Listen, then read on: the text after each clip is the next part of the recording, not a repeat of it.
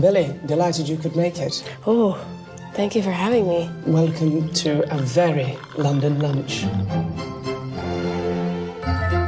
It's all vegan. Amazing. Gluten-free. Wow. So your tea's there. Cheers. Oh my gosh, cheers. I don't really speak like that. It's very nice.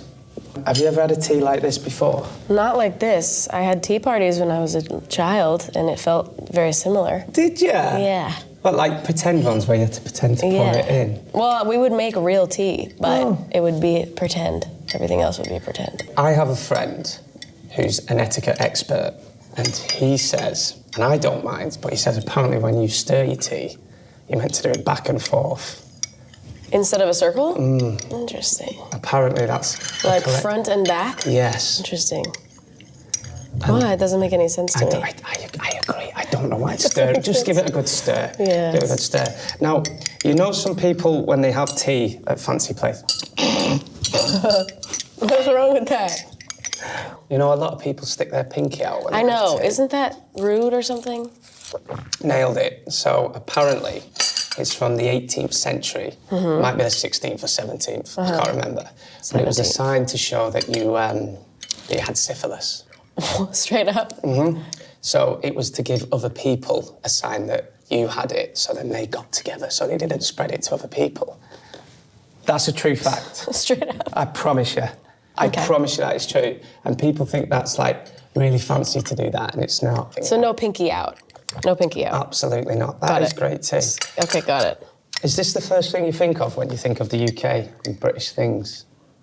I think of the accent. Do you? Yeah. Okay. Do you think of yourself having an accent? Yes, I definitely have an accent. Do you think I have an accent? You definitely have an accent for sure. Do you know whereabouts in the UK I'm from? No. Do you want to have a guess? No. I'm from a little town in Lancashire called Burnley. Burnley. Burnley. Cute. Is that where you grew up? Yeah. Well, my dad was in the army. Do you live there currently? No, I live in London now. Oh. But my dad was in the army, so we moved around a lot. Wow. What would your favourite type of lunch be? I really like sandwiches. Yes. What do you like? I like a sandwich as well, but we call it a butty. Oh, what? A butty. How do you spell that? B-U-T-T-Y. A butty? A butty? butty? Yeah, a butty. B-U-T-T-Y? Yeah. That's crazy. A butty. A cheese and ham butty. Huh? Or a chip butty. Huh? Yeah, and like, so you'd call them French fries. So you call them... Chips. Right. Oh, so like fries in a sandwich is Yeah. a chip and buddy. Chip butty. Butty. Yeah. What do you think is like the weirdest thing you guys say? Put wood in fold. What is that? You guys are not real. No. That's how I feel like with like Canadians and Brits. What's like an insult? We say,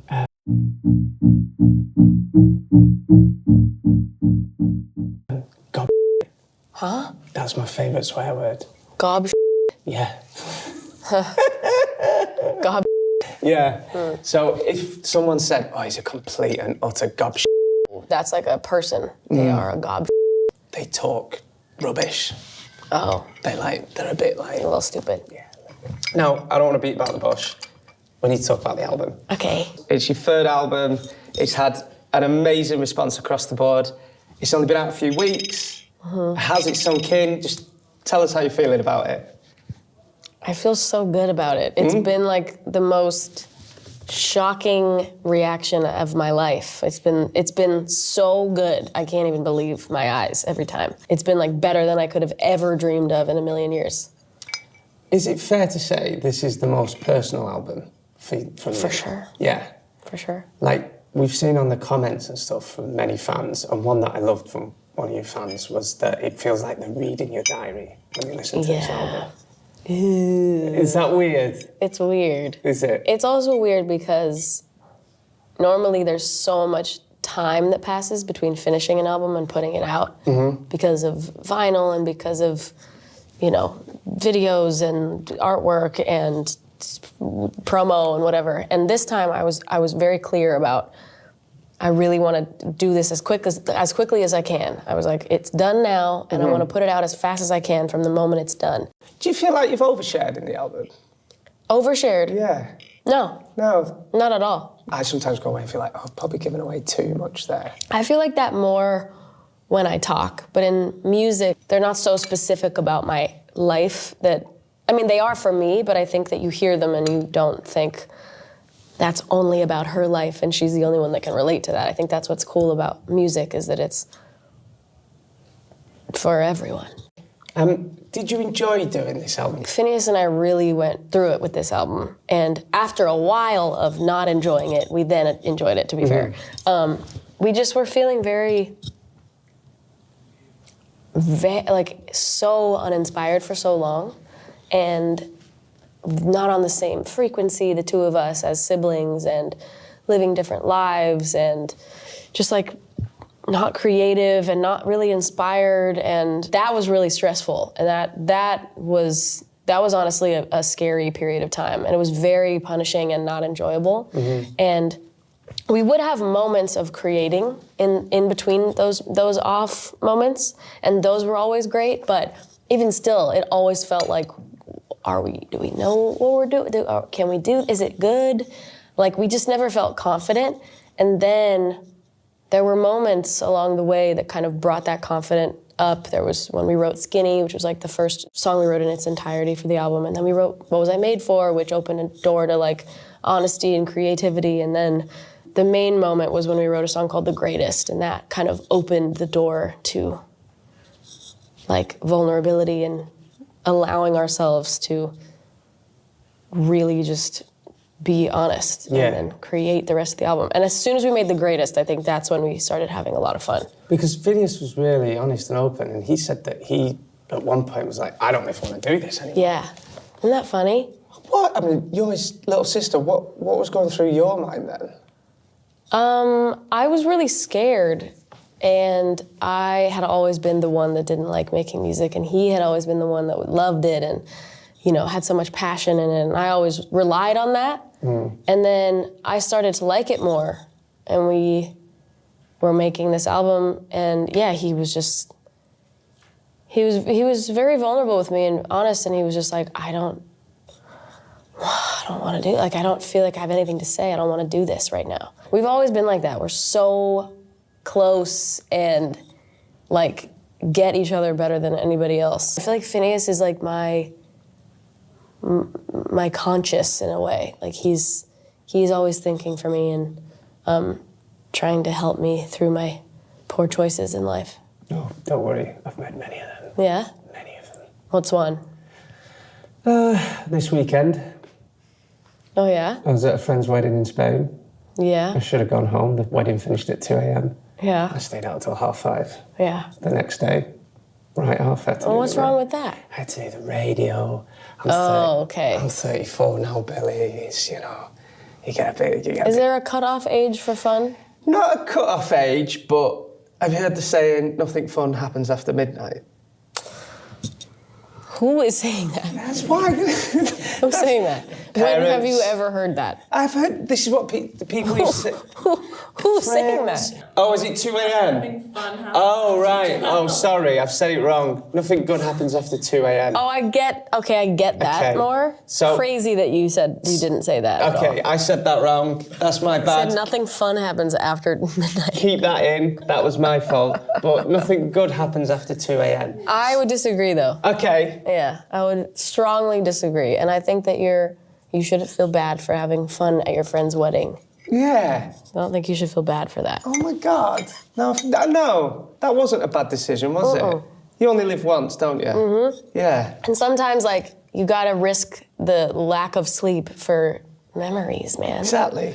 There's been so many experiences where I'm like, oh my God, I'm so mad at myself right now that I'm not getting enough sleep. And then I think, why? This is like the best night of my life. Like, why would I'm gonna look back and be like, wish I had slept that one night in 2024 instead of had one of the best nights of my year. What's the funnest thing that's happened to you after midnight? Can you think of any? Oh, that's so true. Yeah, that's actually such a good one. My mom just said The Diner, which is not my song. I'm talking about an actual diner that I went to the night of the Oscars. Okay. Yeah, this was like in March when I won an Oscar. But Two. Your second. But we went to these parties and then parties and more parties and more parties, and instead of going to more, I had just met these new friends of mine, and we decided to go to a diner, and we were at that diner until 6 a.m.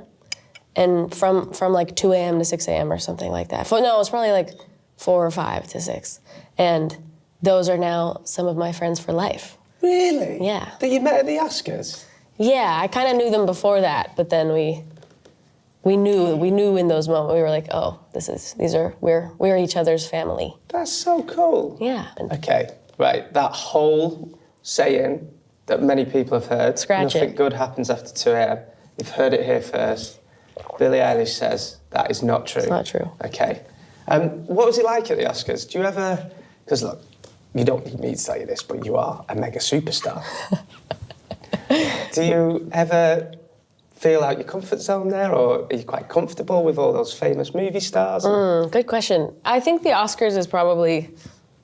I think this last time I felt pretty comfortable, but I think I've been now 3 times, and it's very scary and intimidating, and it's not my world, because it's acting and it's movie stars, and it's like a whole different thing that I am very intimidated by, but also think is very cool. So I definitely feel a little, like I feel like I kind of snuck in a little bit. Like I felt every time I've gone, I'm always like,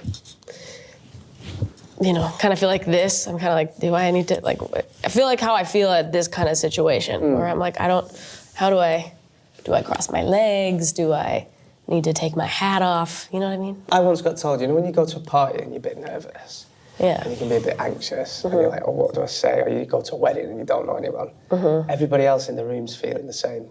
I know. And we forget that. You just think it's you, don't you? Yeah. Yeah. It's true. Yeah. And I was nervous about interviewing Billie Ilish before. Were you? Yeah. Last night I was doing research. Did you have dreams about me? I did. Did you really? Yeah, because you always think... I was a bit nervous last night, and I was like, doing my research, none of the questions we've written, we've done, which is perfect, because that's how it should be. It should be a chat and a conversation, and I had an interview that it kind of went wrong, and I'd offend you, and I don't know. There's so little, like, I don't even know what you could say that would offend me. Yeah. Well, we could find something. Well, let's not do that, game. Can we talk to you about TV and movies? Please. Your favourite show is The Office? Yes. The American Office? Yes. Is it one of those that you just rewatch over and over again? Yeah. Yeah, okay. How many times have you rewatched it, do you think? I have lost count, but it's definitely in the 30, 40 range. Get away. Yeah. See, I've rewatched Modern Family. Have you seen Modern Family? I actually haven't. Oh, it's so good. Yeah. And it's based around LA as well. I know, And amazing. it's really fun. It's really fun. How many times? I've probably watched that about 4 or 5 times. Yeah, that's a lot. That's how I am, too. I love rewatching stuff. I'm not a new show movie person. Sometimes when you've had a day of it, you just want to get home and watch. I'm not even a TV person. Really? I don't watch I haven't seen anything. Okay. Have you seen Fleabag? Yeah. That was all filmed around here. I know. It's amazing. It's like one of the greatest shows ever made. See, I wouldn't know that would translate in America.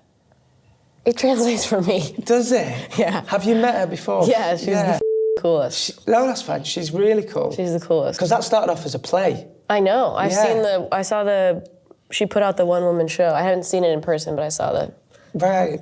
on-camera, whatever version. But yes, it totally translates. Everybody loves Fleabag. Before we let you go, Billy, thank you so much for taking time to do this. Of course, this is great. Is there one question that I've not asked today that you would love me to ask, or that you've not been asked about the album? I know that's putting you on the spot a bit, but is there one, because I feel like you've been asked everything about it. Yeah.